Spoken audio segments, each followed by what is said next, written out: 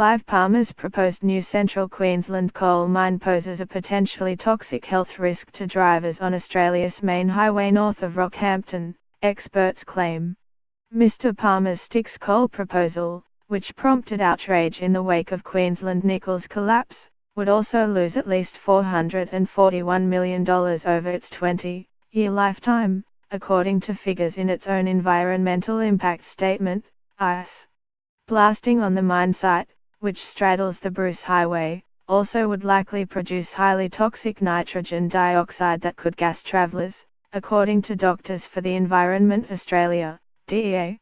This alone is a sufficient public risk to reject the proposal, the Public Health Pressure Group said in a scathing submission to Queensland's Environment Department. Styx Coal, a subsidiary of Mr. Palmer's masthead company Mineralogy, is trying to get its mining and environmental licenses approved on Queensland Nickel's Mimillo station, northwest of Rockhampton.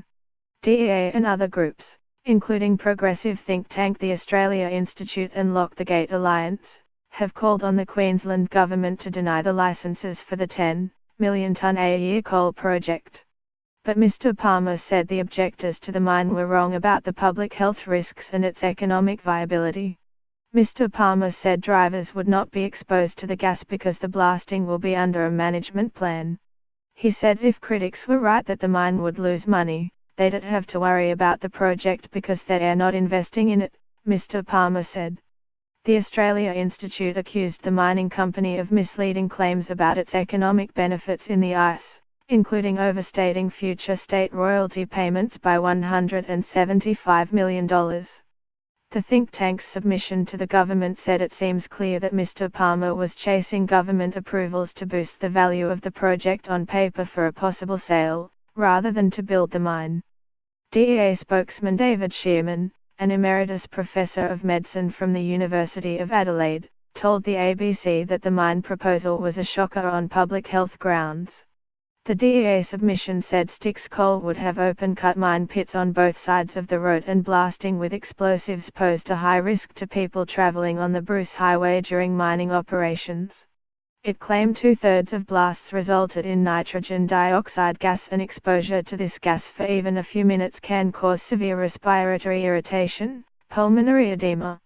The State Mines Department, which was forced to tackle the problem of nitrogen dioxide risks in 2011 after Central Queensland mine workers were hospitalised, published detailed industry guidance in February. It included warnings that high winds drive toxic fumes a considerable distance before dispersing and that any person exposed to fumes should be immediately sent to be checked by medical staff. DEA said toxic gas clouds spread up to 6 kilometres from blast sites.